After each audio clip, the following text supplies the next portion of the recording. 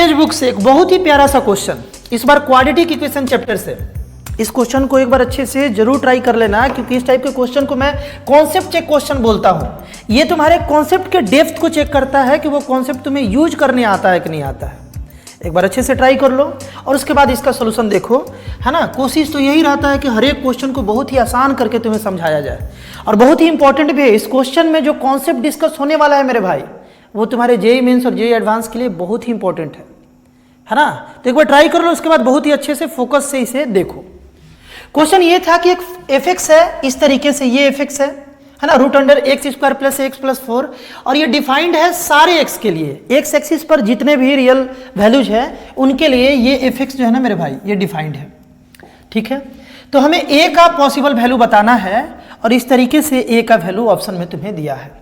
सबसे पहले एक बात ये है कि रूट यार डिफाइंड कब होता है, रूट कब डिफाइंड होगा, है ना। रूट कब डिफाइंड होगा? रूट के अंडर वाला क्वांटिटी, यानी कि ये वाला जो बात है मेरे भाई, अगर ये 0 से बड़ा हो जाए या 0 के बराबर हो जाए, एक्स स्क्वायर प्लस ए एक्स प्लस 4, है ना, या तो 0 से बड़ा हो जाए या 0 के बराबर हो जाए, तो रूट को हम लोग डिफाइंड बोलेंगे। क्योंकि रूट के अंडर अगर निगेटिव आ जाए, जैसे -4, तो यार ये तो डिफाइंड नंबर नहीं है, ये तो कॉम्प्लेक्स नंबर में चला जाता है। बात समझ गए ना? अरे बात समझे कि नहीं समझे? यानी कि रूट तुम फंक्शन में पढ़े होगे कि डिफाइंड तभी होता है जब उसके अंदर वाला क्वांटिटी 0 या 0 से बड़ा हो जाए। यहां तक तो समझ में आया होगा। अब तुमसे हम क्वेश्चन पूछ रहे हैं, तुम पढ़े जरूर होगे कि यार ऐसा ग्राफ, ऐसा पैराबोलिक ग्राफ जिस क्वाड्रेटिक एक्सप्रेशन का बनता है, उसका ए क्या होता है। तो ए के बारे में कमेंट करोगे कि 0 से बड़ा होता है। ए क्या है? X square plus B X plus C, ये क्वाड्रेटिक का जनरल लुक है। क्वाड्रेटिक एक्सप्रेशन कुछ ऐसा ही बालक दिखता है। तो ए मतलब एक्स स्क्वायर का जो कोफिशिएंट है, अगर ये पॉजिटिव होता है तो ग्राफ यार अपवर्ड बनता है। अगर ए 0 से छोटा हो तो ग्राफ डाउनवर्ड बन जाएगा, ये तुम जानते हैं, है ना। डाउनवर्ड बनेगा और अपवर्ड बनेगा, ये तो तुम जानते ही होगे बालक। इसमें डी क्या बोलोगे? डी क्या बोलोगे? देखो ये ग्राफ एक्स एक्सिस को कहीं भी ना कट कर रहा है ना टच कर रहा है इस केस में, तो यार इस केस में डी बोलोगे कि ये 0 से छोटा है। डिस्क्रिमिनेंट जो है ये 0 से छोटा है। लेकिन एक और सवाल है, ध्यान से सुनना। हम इसमें ये बोल रहे हैं, ये तुमसे हम पूछ रहे हैं, थोड़ा दिमाग लगाना तुम, है ना, कि ये जिस भी क्वाड्रेटिक एक्सप्रेशन का ये ग्राफ है, उस क्वाड्रेटिक एक्सप्रेशन का वैल्यू 0 से छोटा हो सकता है क्या? किसी भी एक्स पर। देखो जैसे ये वाला एक्स रखे तो वैल्यू ये दिया है, ये वाला एक्स रखे तो वैल्यू ये दिया है, ये वाला एक्स रखे तो वैल्यू ये दिया है, ये एक्स रखे होगे तो वैल्यू ये दिया होगा। ऐसे ऐसे इसका वैल्यू आया है। कोई भी ऐसा एक्स है क्या जिस पर ये ग्राफ 0 से कम वैल्यू दे रहा हो? नहीं है। यानी कि इस ग्राफ का मेरे भाई जो वैल्यू है, इस ग्राफ का जो वैल्यू है ना, ये किसी भी एक्स पर 0 से बड़ा है। इवन ध्यान से सुनो, ये वाला पॉइंट मान लो 2 है, लेट कर लिया जाए 2, लेट कर लिया जाए, समझाने के लिए बस बता रहे हैं। अगर ये पॉइंट ये वाई एक्सिस पर 2 है, तो यार इस क्वाड्रेटिक एक्सप्रेशन का वैल्यू कभी 2 से भी छोटा नहीं होगा, 2 से भी छोटा नहीं होगा किसी भी एक्स के लिए, अगर ऐसा होता तो। बात समझ गए? यानी कि 0 से बड़ा होने के लिए अपने पास कंडीशन है कि ए जो है ये 0 से बड़ा होना चाहिए, और साथ साथ डी जो है ये 0 से छोटा होना चाहिए। एक और रिवाइज करा देते हैं, तुम्हारे काम का चीज है कि अगर ए 0 से छोटा हो और डी भी 0 से छोटा हो, तो वो ग्राफ यार कुछ ऐसा बनेगा। तो उसमें किसी भी एक्स के लिए, है ना, इसमें देखो ध्यान से, कोई भी एक्स रख लो, इस एक्सप्रेशन का वैल्यू कभी भी 0 से बड़ा नहीं आएगा। क्योंकि y पर देखो, y पर नीचे देखो, ये हमेशा निगेटिव जा रहा है। x तुम ये रखो, x ये रखो निगेटिव, x ये रखो निगेटिव, x ये रखो निगेटिव, हमेशा y पर निगेटिव मिल रहा है। यानी कि फंक्शन का कंप्लीट वैल्यू निगेटिव मिल रहा है, फंक्शन का कंप्लीट वैल्यू बालक निगेटिव मिल रहा है किसी भी x के लिए। तो ये कंडीशन होगा, ये वाला अगर कंडीशन होगा मेरे भाई, तो उस ग्राफ का, उस एक्सप्रेशन का जो वैल्यू है वो किसी भी एक्स के लिए 0 से छोटा मिलेगा। और अगर ये कंडीशन होगा, ये वाला कंडीशन होगा, तो किसी भी एक्स के लिए उसका वैल्यू जो है वो 0 से बड़ा मिलेगा। अब आते हैं सवाल पर। इस क्वाड्रेटिक एक्सप्रेशन का वैल्यू हमें हमेशा 0 से बड़ा या 0 के इक्वल चाहिए। जीरो से बड़ा या जीरो के इक्वल, मतलब निगेटिव नहीं चाहिए। तो वैसे केस में क्या केस बनेगा भाई, ए जीरो से बड़ा जो कि है ही, देखो यहाँ पर ए 1 है ना, एक्स स्क्वायर के कोफिशिएंट को 1 बोल रहे हैं, एक्स स्क्वायर के कोफिशिएंट को ए बोल रहे हैं जो कि 1 है।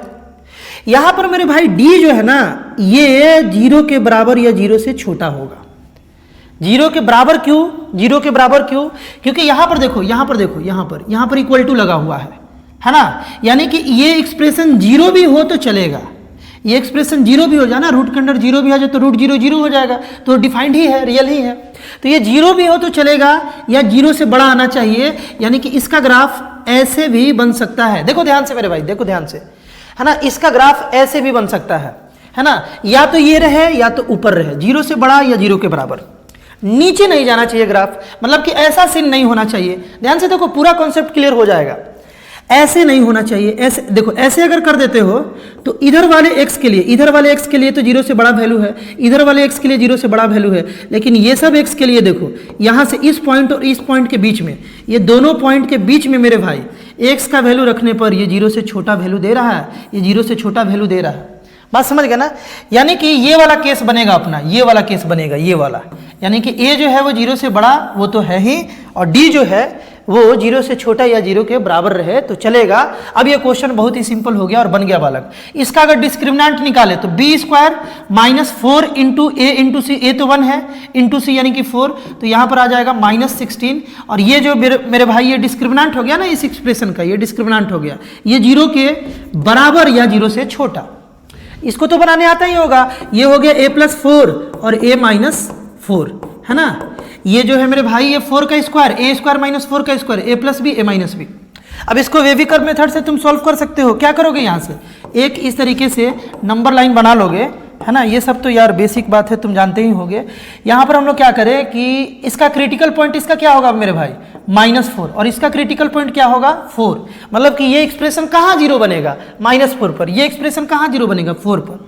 तो जब हम लोग इधर का वैल्यू रखते हैं 4 के बाद, जैसे 5 रखते हैं, कोई भी वैल्यू रखते हैं, यहाँ 5 तो ये पॉजिटिव, ये भी पॉजिटिव, यानी कि यहाँ प्लस डाल देंगे, ये माइनस हो जाएगा, ये प्लस हो जाएगा। इसी तरीके से इधर का कोई भी वैल्यू रखो, जैसे जीरो रख के देखो, यहाँ ये निगेटिव बना और ये पॉजिटिव बना, निगेटिव इंटू पॉजिटिव निगेटिव हो गया।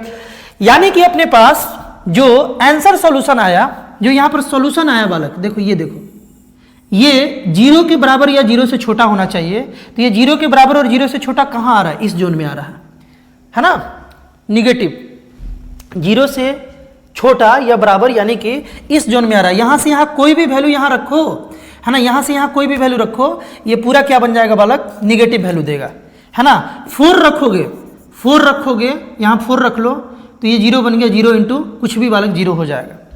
बात समझे, यानी कि इन इक्वेशन का जो सॉल्यूशन सेट होगा वही हमको a का पॉसिबल वैल्यू देगा, और a का पॉसिबल वैल्यू बालक यहाँ से यहाँ तक है, 4 को इंक्लूड करते हुए, यानी कि -4 को इंक्लूड करते हुए 4 तक कोई भी वैल्यू रख लो, कोई भी वैल्यू रख लो मेरे भाई, कोई भी वैल्यू रख लो। ये जो रूट के अंडर वाला जो चीज़ है या तो जीरो होगा या तो जीरो से बड़ा होगा, है ना, और इसका मतलब कि वो f(x) जो है वो डिफाइंड हो जाएगा x के किसी भी वैल्यू के लिए। तो आई होप बालक ये वीडियो भी तुम्हें अच्छे से समझ में आया होगा, बेनिफिशियल लगा होगा तुम्हें, है ना। लगे ना लगे यार, ये बेनिफिशियल बहुत ज़्यादा है, बहुत ज़्यादा है। ऐसा कॉन्सेप्ट को इग्नोर ना करे, बहुत सारा चीज़ जो तुम्हारे जेईई मेंस जेईई एडवांस के सफ़र में तुम्हें बहुत मदद कर सकता है, इस चैनल पर अपलोडेड है।